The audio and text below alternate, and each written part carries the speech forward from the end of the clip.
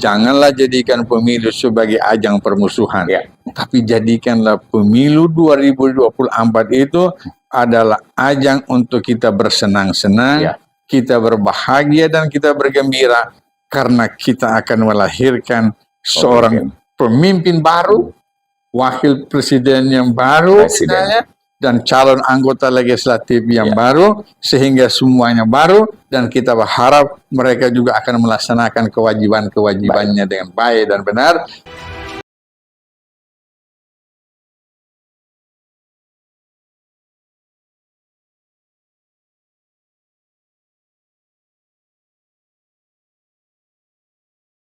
Warahmatullahi wabarakatuh dan salam sejahtera sahabat Humas Polda Sulteng. Kali ini bersama saya kembali Julius Efrain untuk podcast Presisi Polda Sulteng, dan kali ini secara spesial kami akan menghadirkan salah satu tokoh agama dan juga ini menjadi tokoh publik juga di Provinsi Sulawesi Tengah begitu, karena memang kehadiran beliau di setiap acara-acara ini memang selalu kita nantikan begitu, karena apa yang menjadi penyampaian beliau ini memang selalu menjadi nasihat dan juga wejangan, apalagi kalau kita ini tahu bersama akan menghadapi pemilu di tahun 2024. Nah, kalau kita berbicara tentang pemilu yang akan dilaksanakan atau akan digelar pada 14 Februari 2024 yang akan memilih anggota legislatif dan juga presiden dan wakil presiden, tentunya banyak hal-hal yang harus kita ketahui bersama, apalagi kalau kita berbicara tentang isu SARA ataupun juga politik agama begitu ya, atau juga politik identitas. Nah, apa yang kemudian harus kita pelajari bersama di podcast Presisi Polda Sulteng kali ini, kami menghadirkan tokoh spesial kami, yaitu Profesor Dr. Kiai Haji Zainal Abidin MAG. Beliau merupakan Ketua Majelis Ulama Indonesia Kota Palu. Benar begitu, Prof? Benar ya, Prof ya? Iya. Bagaimana kabar, Prof? Assalamualaikum warahmatullahi wabarakatuh. Waalaikumsalam warahmatullahi wabarakatuh. Kabar baik, kabar sehat walafiat. Sehat walafiat. Menjelang pemilu harus sehat, Prof ya? Harus sehat, harus gembira, karena kita akan melaksanakan pesta demokrasi. Betul sekali. Tidak boleh ada yang gelisah, tidak boleh ada yang takut, semua bergembira ria. Baik. Karena yang kita pilih adalah pemimpin kita semua. Untuk 5 tahun ke depan. 5 tahun ke depan. Dan yang pasti harus sehat karena banyak undangan begitu, Prof. Ya, karena kami sering ketemu begitu ya. Bersama Prof, ini harus sehat begitu. Baik, Prof, kalau kita berbicara tentang pemilu 2024, artinya ini sudah 3 kali, kalau saya tidak salah, pemilu di Indonesia diadakan secara serentak begitu, Prof. Artinya masyarakat dari 2014, 19, kemudian 2024 tahun depan. Apa yang Prof lihat perbedaan dari 2 pemilu sebelumnya dan pemilu yang akan dihadapi pada tahun depan?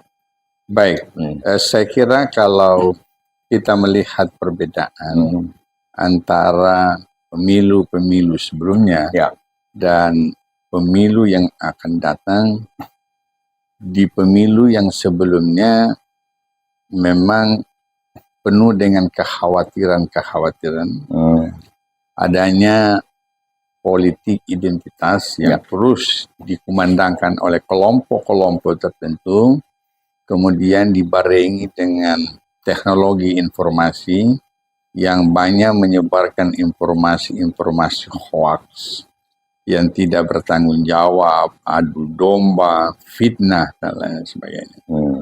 Nah, kali ini tentu kita akan melihat bahwa kekhawatiran-kekhawatiran seperti itu juga bisa ada. Tetapi saya melihatnya ada kedewasaan masyarakat kita saat ini dengan pengalaman-pengalaman sebelumnya. Mereka sudah cukup dewasa di dalam menerima informasi, menyebarkan informasi terkait dengan pemilihan umum. Termasuk adu domba dan fitnah itu, sudah banyak masyarakat kita yang mengerti bahwa informasi itu harus diseleksi dengan baik sebelum kita share kepada orang lain. Jadi saya kira perbedaannya bahwa di masa sebelumnya kita tidak punya pengalaman, dan di masa yang akan datang ini kita juga sudah punya pengalaman-pengalaman, dan walaupun mungkin belum seluruh masyarakat, tetapi menurut saya sudah banyak masyarakat kita yang mengerti dan sudah tidak mau diadu domba, tidak mau ada perselisihan, tidak mau ada pertikaian, karena mereka juga sudah merasa bahwa perselisihan, pertikaian itu akibatnya kepada mereka juga. Baik, berarti Prof melihat nanti di tahun 2024 ini suasana akan lebih tenang kalau kita bandingkan 2019 pada saat itu kita berbicara tentang presiden, ada 2 paslon pada saat itu. Nah, kemudian di 2024 ini sudah ada 3 paslon yang ditetapkan begitu. Ini agak lebih tenang begitu suasananya, agak lebih damai nantinya begitu, Prof? Saya menduganya seperti itu. Dugaan Prof seperti itu. Walaupun ada gejala-gejala yang mengkhawatirkan kita, Ya. tetapi biasalah kalau sesuatu belum terjadi pasti ada kekhawatiran-kekhawatiran. Apapun peristiwa yang akan datang itu selalu mengkhawatirkan. Saya kira ini sesuatu juga yang positif, tetapi jangan sampai kita terlena dengan kekhawatiran-kekhawatiran itu yang membuat kita pesimis menghadapi pemilu yang akan datang. Menurut saya kekhawatiran itu sebuah kewajaran, lalu dari sana kita mengantisipasi. Jangan sampai kekhawatiran-kekhawatiran itu dapat terjadi. Dan saya lihat seluruh elemen bangsa kita, seluruh elemen masyarakat kita merasa bertanggung jawab untuk agar kekhawatiran-kekhawatiran itu tidak akan terjadi.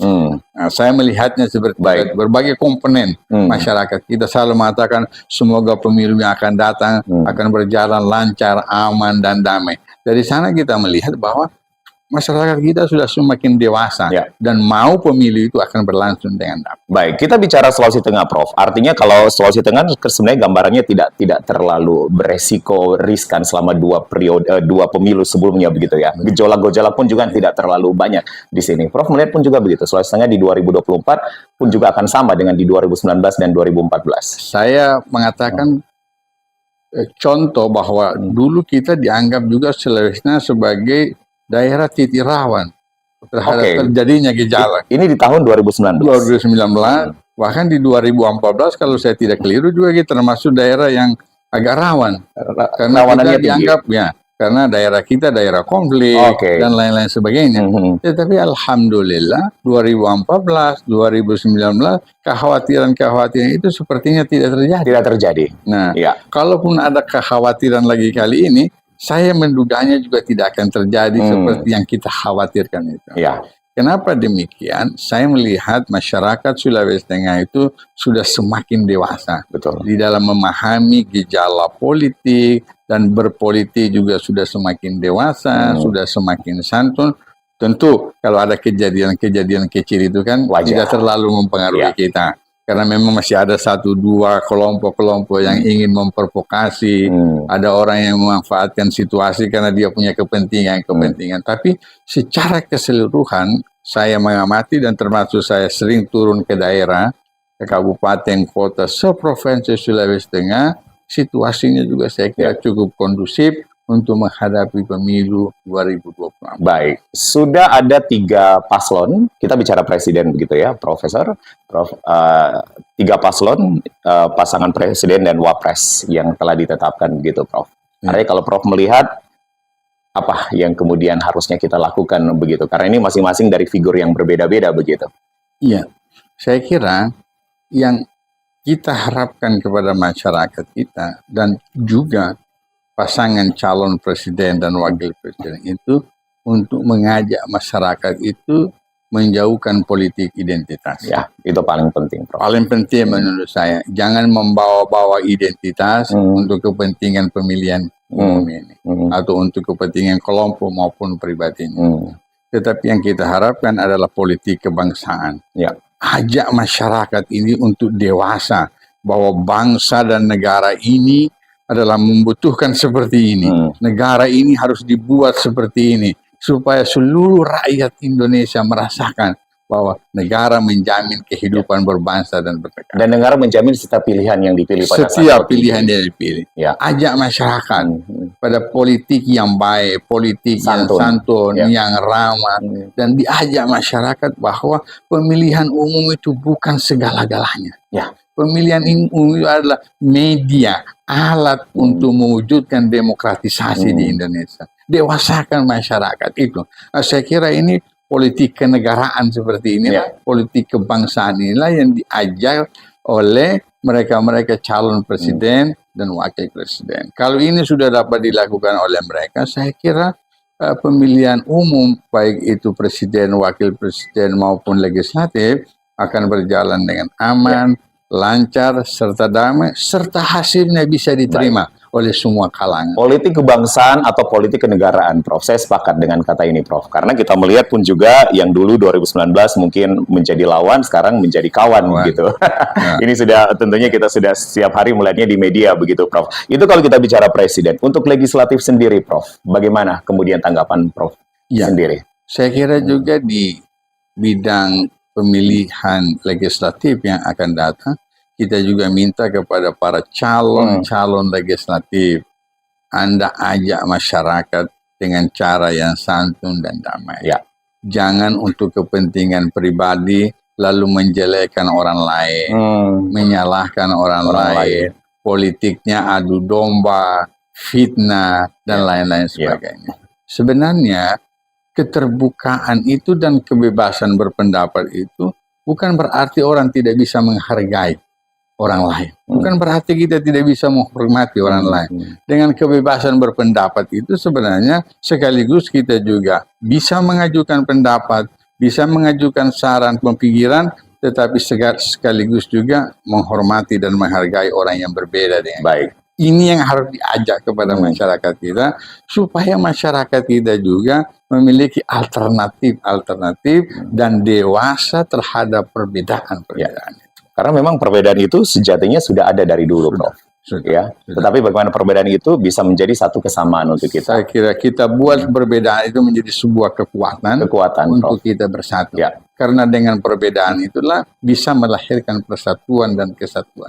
Saya kira ini hal yang penting di dalam politik kebangsaan kita, termasuk oleh para anggota calon legislatif. Karena jangan hanya mementingkan pribadi, partainya juga, lalu membuat kehidupan berbangsa dan bernegara kita porak-poranda. Anda harus bertanggung jawab bahwa di negeri ini adalah negeri kita, rakyatnya adalah rakyat kita semua, dan kita bertanggung jawab terhadap mereka. Prof, kita bicara tentang moderasi beragama, karena ini erat kaitannya dengan politik identitas. Kita tahu bersama di 2019, pada saat itu pun juga politik identitas yang mengenai isu SARA, agama pun juga sangat kuat sekali, Prof. Tapi kita kembali lagi bahwa Sulawesi Tengah dengan heterogenisme masyarakat penduduknya memang walaupun kita masuk dalam kategori rawan pada saat itu, tapi gejolak tidak begitu terasa, begitu, Prof. Apa yang sebenarnya Prof lihat begitu kalau kita berbicara tentang moderasi beragama di Indonesia, khususnya nanti kita bicara di Sulteng, Prof? Saya kira moderasi beragama ini salah satu metode yang sedang dikembangkan oleh pemerintah kita, dalam hal ini Kementerian Agama, dan kemudian mendapat persetujuan dari Bapak Presiden Republik Indonesia lewat peraturan Presiden, itu mengatakan harus meneguhkan moderasi beragama di Indonesia. Nah, saya kira moderasi beragama itu sangat penting untuk kita terapkan kepada masyarakat kita. Kenapa? Karena memang di Indonesia ini kan multireligian, kemudian multi etnis, adat istiadat, bahasa, dan lain sebagainya. Kita sangat beragam sekali. Nah, salah satu metode untuk mengelola keragaman itu, pluralitas itu, maka salah satu caranya adalah lewat moderasi beragama. Dan kita FKUB, Forum Kerukunan Umat Beragama, Forum Kerukunan Umat Beragama Sulawesi Tengah sudah turun di 13 kabupaten kota di dalam rangka untuk memberikan pemahaman dan sosialisasi terhadap moderasi beragama itu. Baik dengan tokoh agama, termasuk tokoh lintas agama, di kalangan pelajar, di kalangan mahasiswa, dan yang terakhir kemarin kita melakukan sosialisasi moderasi beragama itu kepada guru mata pelajaran agama lintas iman. Jadi guru-guru agama itu kita berikan pemahaman tentang moderasi beragama, bagaimana mengajarkan agama dengan baik dan benar, sehingga agama itu atau pelajar kita itu, tenaga-tenaga orang-orang yang kita didik itu, memiliki pemahaman agama yang santun, yang ramah, dan bisa bersahabat dengan orang yang berbeda keyakinan dan iman. Nah, dengan demikian, saya kira lewat moderasi beragama, kita akan bisa mewujudkan pemilu yang damai di tahun 2024. Dan kita akan melawan sekeras-kerasnya politik identitas itu. Karena politik identitas itu bisa mengganggu kerukunan dan kedamaian umat beragama. Prof sebagai Ketua MUI, namun juga Ketua FKUB, Forum Kerukunan Umat Beragama begitu. Politik identitas itu memang sasarannya adalah agama gitu, Prof? Atau bisa ke suku juga, ke etnis juga, atau kemana begitu, Prof? Saya kira yang paling menonjol itu ada 3. Yang pertama agama. Yang kedua suku. Dan yang ketiga gender. Ya. Oke. Nah, ini yang berbahaya 3 ini. Ya, dan yang paling berbahaya di antara 3 ini adalah agama. Baik. Karena orang kalau dipancing emosi keagamaannya cepat sangat emosional. Dia terus bangkit dan melawan, bahkan bisa mengantarnya ke dalam surga apabila mempertahankan ajaran agama. Tetapi kita di moderasi beragama mengatakan Tuhan tidak perlu dibela. Agama tidak perlu dibela. Tuhan menurunkan agama, Tuhan mengirimkan agama supaya kita membela manusia dan kemanusiaan. Olehnya itu pemahaman bahwa Tuhan harus dibela, agama harus dibela, dalam pandangan kami di FKB Sulawesi Tengah itu tidak tepat. Yang tepat adalah Tuhan menurunkan agama supaya kita menciptakan situasi manusia menjadi betul-betul menjadi manusia. Baik. Ya, betul. Baik. Politik identitas ini masih akan menjadi gambaran kuat, Prof, dari 3 hal tadi, agama, suku, dan juga gender begitu di Februari 2024 mendatang? Saya kira kalau kita melihat hari-hari ini, masih ada kemungkinan. Masih ada. Ya.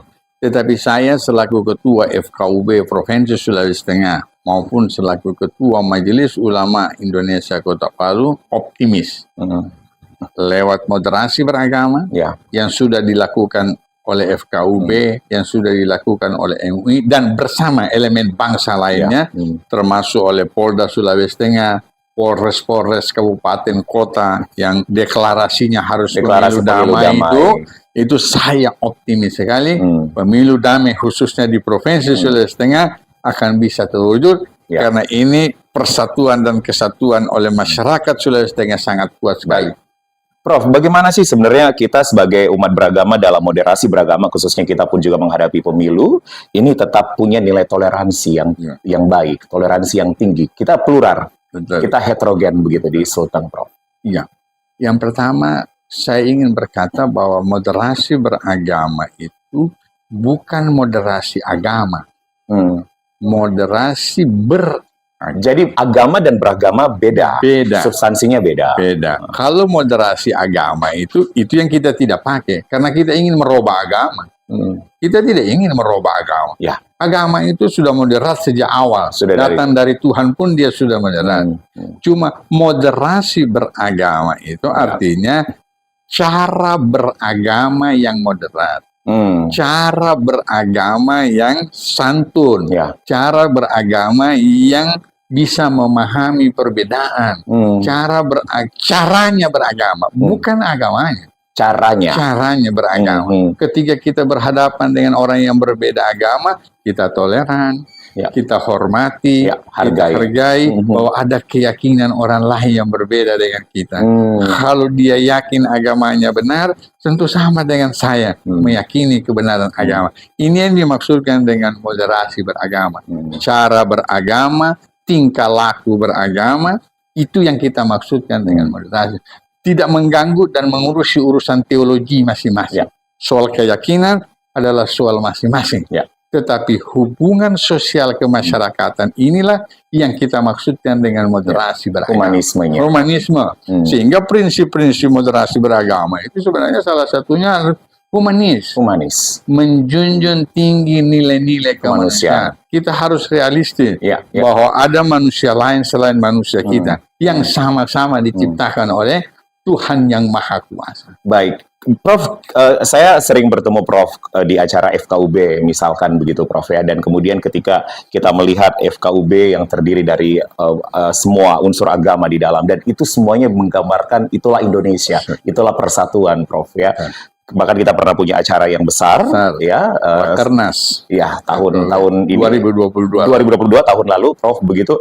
Dan ketuanya pun FKUB kalau saya tidak salah dari Hindu ya, Prof. Iya, ya? betul. Ya, itu gimana kemudian Prof memelihara dan menjaga keberagaman itu, Prof? Dan acara itu, wah, berlangsung dengan begitu luar biasa pada saat itu, Prof. Artinya ini gambaran persatuan Indonesia begitu. Ya, memang kita selalu mengajarkan bahwa semua ajaran agama itu mengajarkan kedamaian. Ya. Semua ajaran agama itu mengajarkan kesantunan dan kesopanan. Semua ajaran agama mengajarkan kepada kita ramah tamah. Ramah tamah. Ya, menghargai orang yang berbeda dengan kita. Itu sebenarnya ajaran agama. Karena perbedaan itu adalah ketetapan Tuhan. Ya. Kalau Tuhan mau menciptakan satu agama, tidak ada kesulitan bagi Tuhan. Tapi ternyata Tuhan tidak menciptakan satu agama. Sehingga saya pernah menulis quote, Tuhan menurunkan banyak agama bukan untuk bertikai dan saling menyalahkan. Tetapi Tuhan menurunkan agama untuk kita pilih salah satu di antara agama. Ya. Nah, ini yang kita kembangkan di FKUB. Siapapun yang memimpin FKUB, dia adalah orang yang selalu mengajarkan kesantunan, kerukunan, kedamaian. Kita tidak memilih pemimpin karena agamanya, tetapi kita memilih pemimpin karena dia bisa mempersatukan orang yang berbeda. Integritasnya dapat. Nah, ini yang kita khawatirkan tadi, politik identitas pada pemilu legislatif maupun jangan memilih pemimpin karena berdasarkan identitas. Kenapa? Karena akan membuat kita terkotak-kotak. Ya kan? Saya memilih pemimpin dengan agama A, nanti yang lain memilih pemimpin dengan agama B. Artinya terjadi pengkotak-kotaan dengan masyarakat. Dan kalau sudah terjadi pengkotak-kotaan seperti ini, sedikit saja terjadi gesekan, akan terjadi perselisihan dan pertengkaran yang mengarah pada hal-hal yang kita tidak ingin. Baik, Prof, saya membaca di tablet yang dipunyai oleh Prof, ada sisi humanis, realistis, tadi kita sudah bahas, adil, kerjasama, toleransi, inklusif nih, Prof. Iya. Apa yang dimaksud dengan inklusif begitu? Inklusif itu artinya terbuka menerima pendapat yang berbeda. Jangan kita hanya mengatakan pendapat kita yang paling benar, pendapat orang lain salah. Itu namanya eksklusif. Mestinya inklusif. Artinya kalau kebenaran bisa muncul dari kita, boleh jadi kebenaran juga bisa muncul dari orang lain. Kalau kita bisa melakukan kesalahan, ya orang lain juga bisa melakukan kesalahan, atau sebaliknya. Orang lain bisa melakukan kesalahan, kita juga bisa. Dengan demikian, kita terbuka menerima pandangan orang. Kalau di sana ada kebenaran, kenapa kita menolak kebenaran itu? Walaupun kita berbeda keyakinan. Itu yang saya maksudkan dengan inklusif. Inilah menjadi prinsip-prinsip moderasi beragama. Kalau prinsip-prinsip ini dapat kita praktekkan, saya menjamin, walaupun tanpa mendahului takdir Allah Subhanahu wa Ta'ala, pemilu kita akan damai karena masyarakat kita humanis, realistis. Realistis itu artinya kita yakin bahwa kita berbeda, ya kan? Termasuk berbeda pilihan. Berbeda pilihan. Jangankan perbedaan pilihan, perbedaan agama pun harus kita hargai. Apalagi cuma perbedaan pilihan. Baik. Iya kan? Tapi Prof sudah punya pilihan dong, Prof ya? Saya kira sampai hari ini saya terus memantau. Prof. Mana kira-kira yang punya politik kebangsaan, mana calon presiden dan wakil presiden yang betul-betul bisa mempersatukan seluruh rakyat Indonesia, yang bisa mensejahterakan seluruh rakyat Indonesia, itu yang saya pilih. Baik. Kalau saya tanpa melihat agama, apapun agamanya, selama dia ingin mewujudkan keadilan dan kemakmuran bagi seluruh rakyat Indonesia, saya akan pilih. Baik. Berarti kalau saya kalau saya ini ingin meminta Prof memilih nomor 1, 2, 3 ini belum. Dan tidak boleh juga dilakukan. Saya tidak bisa karena nanti saya sudah berkampanye. Padahal tokoh agama itu tidak boleh menjadi juru kampanye. Tokoh agama tidak bisa menjadi juru kampanye. Kalau dia menjadi juru kampanye, dia tidak boleh membawa agama. Jangan agama diseret kepada politik. Jangan agama dibawa-bawa dalam kepentingan politik. Perhatian, nanti berbahaya. Ya, bagi kerukunan dan kedamaian. Kalau Anda membawa satu agama, tentu agama lain bilang, oh kalau begitu saya tidak mau. Saya berbeda agama dengan Anda. Saya berbeda keyakinan. Olehnya itu kita tidak boleh mengedepankan politik identitas. Tetapi identitas politik boleh. Tetapi politik identitas yang tidak lain. Dan nanti kalau ada orang memilih berdasarkan agama, itu hati nurani. Tidak boleh disampaikan kepada orang. tidak boleh kita kampanyekan. Ya. Pilihlah orang berdasarkan ini, agamanya, sukunya, gender, jangan. Ya. Tetapi kalau dalam hati kita memilih seseorang, saya memilih karena saya sepaham dengan dia, saya seagama, boleh. Karena itu identitas politik. Tetapi mengajak orang dengan politik identitas, itu yang ditolak oleh FPI. Karena salah satu azas pemilu adalah rahasia, Prof. Rahasia. Artinya ketika kita ada di bilik suara, ya itu menjadi rahasia kita untuk memilih siapa. Betul, saya sependapat. Prof, memang kita harus melihat visi misi ya harusnya ya. Saya kira. Program-program, ya, baik dari presiden ataupun juga anggota legislatif. Betul. Nanti di November kepala-kepala daerah. Iya. Harus melihat program-program, Prof. Saya kira begitu. Program-program pembangunan, program-program kerja dia di dalam rangka 5 tahun ke depan. Itu juga proses politik, proses pengajaran politik, pendidikan politik kepada rakyat kita. Bahwa rakyat selalu diajar memilih pemimpin itu yang memiliki visi, yang memiliki misi, kan gitu. Apa yang harus dia lakukan ke depan untuk kepentingan orang banyak. Ya kan begitu. Politik kenegaraan dan politik kebangsaan tadi itu harus terus kita kumandangkan supaya rakyat kita itu. Saya kalau pernah membaca satu tulisan, katanya di Australia itu, orang kalau ingin menjadi anggota DPR, itu bukan maunya sendiri. Di salah satu kampung atau daerah itu, dia didorong oleh rakyatnya. Anda harus, Anda maju jadi anggota. Masyarakat yang sudah memilih dia, mendorong dia. Kamu jadi anggota DPR. Oh, saya tidak punya modal. Dimodalin. Karena Anda adalah orang yang bisa membawa aspirasi kami. Anda bisa memperjuangkan hak-hak kami di daerah ini. Tidak usah khawatir. Kami yang biayai Anda untuk bisa menjadi anggota. Ini namanya politik kebangsaan dan kenegaraan. Dan ini yang harus kita ajarkan kepada masyarakat kita. Bahwa mereka yang mendorong kita. Mereka terbiasa dan dewasa untuk memilih pemimpin yang punya visi dan misi yang baik.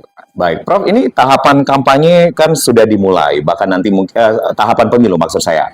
Bahkan nanti mungkin ada tahapan kampanye di dalamnya begitu, Prof. Apa yang Prof inginkan begitu dari baik penyelenggara pemilu ataupun juga paslon, presiden, wakil presiden yang mungkin akan datang juga nanti di Kota Palu dan juga legislatif begitu, Prof. Menyuarakan kampanye seperti apa nantinya?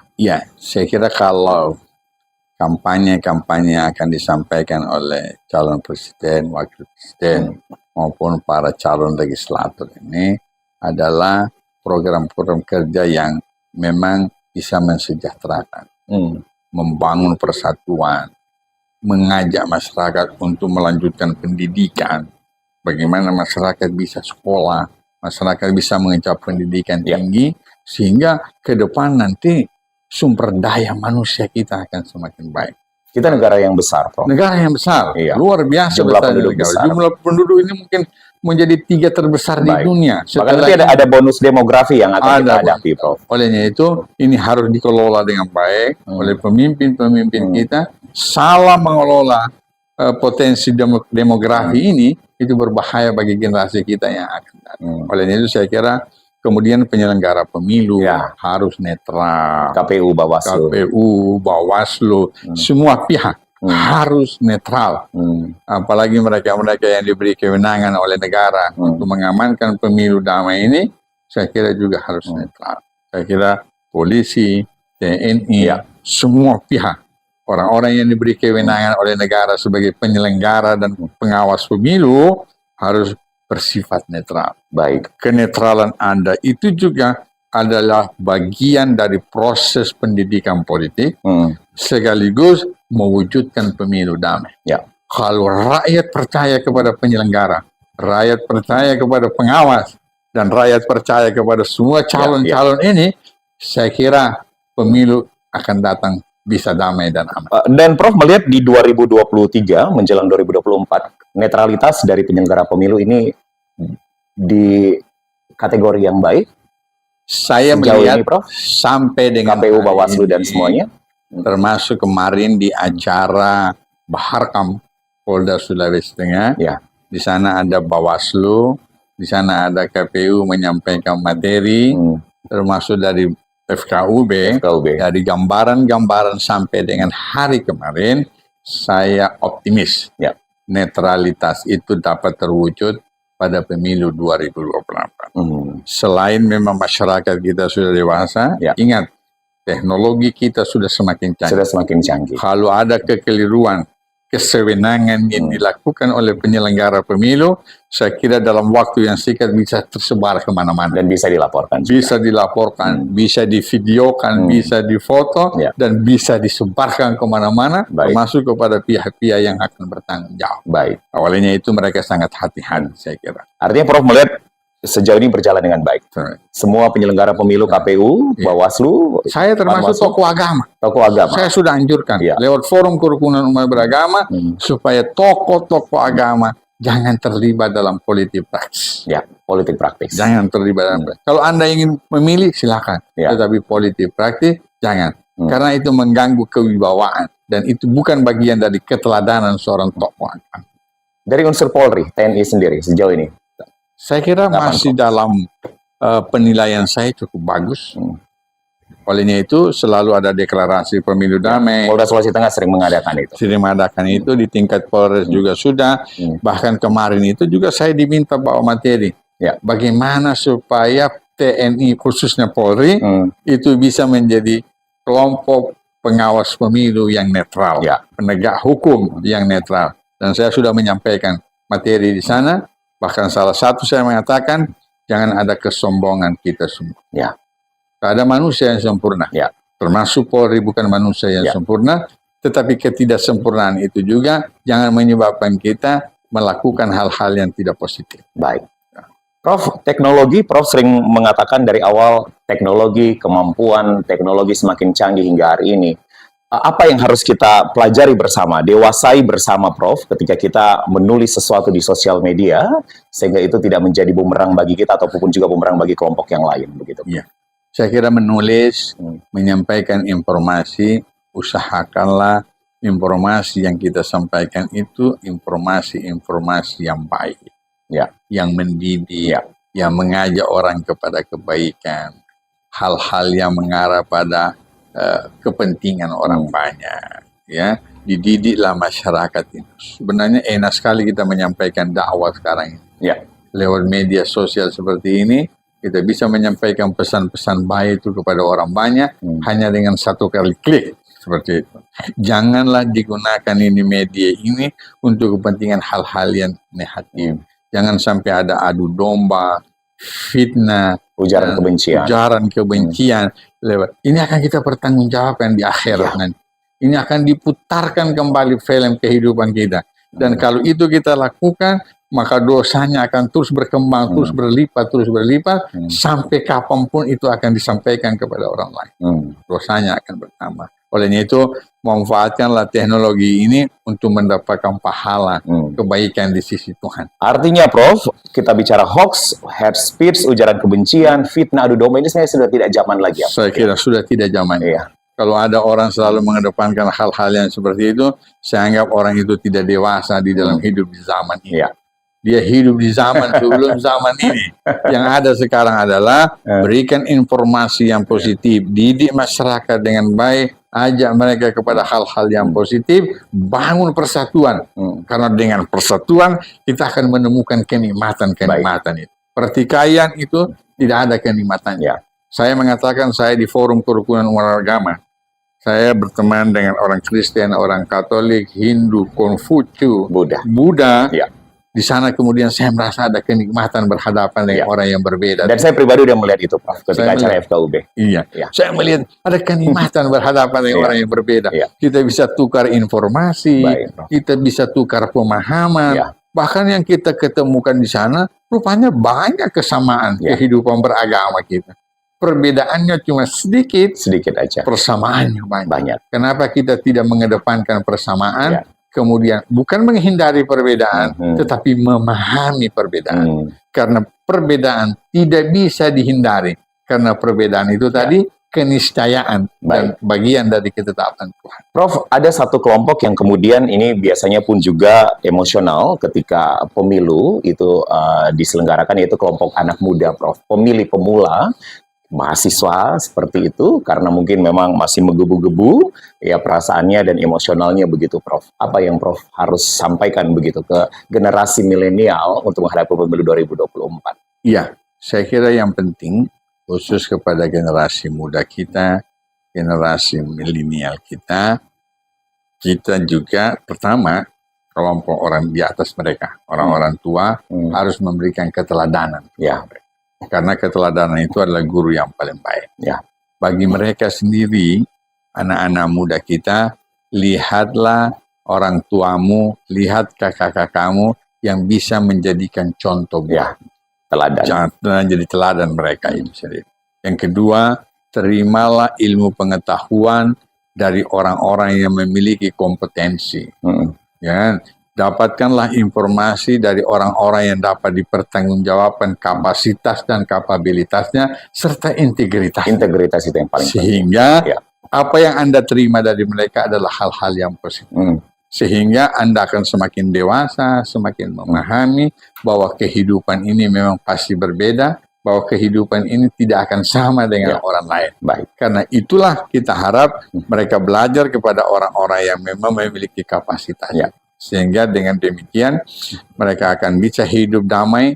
Saya selalu berkata, hidup damai di tengah perbedaan. Hidup damai di tengah perbedaan kita. Baik. Termasuk perbedaan agama, perbedaan suku, etnis, dan perbedaan. Inilah yang kita harus dewasakan. Apalagi dalam konteks agama sebenarnya. Saya pernah berkata, agama dan pemahaman agama adalah dua hal yang berbeda. Ya, ini yang saya selalu ajarkan kepada generasi muda kita. Kalau agama sudah pasti benar, tetapi pemahaman agama itu dari pikiran manusia. Baik. Nah, kalau dia dari pikiran manusia, bisa kita terima, bisa juga kita tolak. Bisa benar, bisa juga tidak benar. Sehingga jangan mempertahankan pemahaman agama, pemahaman agama seperti mempertahankan agama. Coba bedakan, ini agama, yang ini pemahaman agama. Baik. Kalau ada perbedaan di dalam pemahaman agama, saya kira wajar, biasa saja. Kan begitu? Baik. Nah, ini yang harus kita ajarkan kepada generasi muda. Agama dan pemahaman agama. Agama dan pemahaman agama dua hal yang berbeda. Baik. Agama bersumber dari Tuhan pasti benar. Pemahaman agama bersumber dari manusia. Bisa salah, bisa benar. Bisa multitafsir. Bisa multitafsir. Baik. Olehnya itu hormati dan hargai orang yang berbeda dari kita. Prof, yang terakhir singkat. Prof, apa yang menjadi himbauan untuk kita semua masyarakat Sulawesi Tengah di pemilu menjelang pemilu 2024 nanti, Prof? Baik, saya kira kita berharap kepada seluruh rakyat Sulawesi Tengah pada khususnya dan seluruh rakyat Indonesia pada umumnya, mari kita melaksanakan pemilihan umum tahun 2024 ini agar supaya penuh dengan kedamaian, penuh dengan kesantunan, penuh dengan keramah tamahan, sehingga pemilu itu adalah sesuatu yang menyenangkan, bukan sesuatu yang menggelisahkan, bukan sesuatu yang membuat kita menjadi saling bermusuhan. Janganlah jadikan pemilu sebagai ajang permusuhan, tapi jadikanlah pemilu 2024 itu adalah ajang untuk kita bersenang-senang, kita berbahagia dan kita bergembira, karena kita akan melahirkan seorang pemimpin baru, wakil presiden yang baru, dan calon anggota legislatif yang baru, sehingga semuanya baru, dan kita berharap mereka juga akan melaksanakan kewajiban-kewajibannya dengan baik dan benar, sehingga rakyat akan merasakan bahwa apa yang dipilih adalah yang terbaik untuk kepentingan bangsa dan negara. Baik, terima kasih Ketua MUI dan juga Ketua FKUB, Profesor Dr. Kiai Haji Zainal Abidin MAG sudah bersama kami di podcast Presisi Polda Sulteng. Prof, sehat selalu. Alhamdulillah. Dan selamat menjalankan tugas. Ini akan sangat banyak sekali tugas nanti, Prof, ya. Amin. Dan yang pastinya 14 Februari kita harus sama-sama datang. Harus datang ke TPS. Jangan sampai tidak datang. Baik. Iya, karena Anda rugi. Karena saya mengatakan memilih pemimpin itu adalah bagian dari ajaran agama.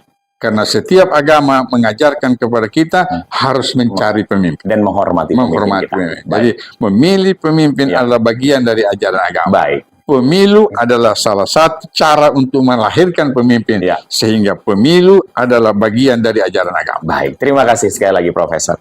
Baik, dan sahabat Humas Polda Sulteng, inilah yang tentunya menjadi perbincangan saya bersama dengan Profesor Dr. Kiai Haji Zainal Abidin MAG. Sekali lagi memilih pemimpin ini tentunya harus kita lakukan bersama, dan tentunya ketika pemimpin itu terpilih harus kita hormati dan hargai. Apapun itu yang jadi. Walaupun dia bukan kita pilih. Baik. Kita memilih yang lain. Terima kasih telah menyaksikan podcast Presisi Polda Sulteng. Saya Julius Efrain pamit. Wassalamualaikum warahmatullahi wabarakatuh. Salam sejahtera dan salam presisi.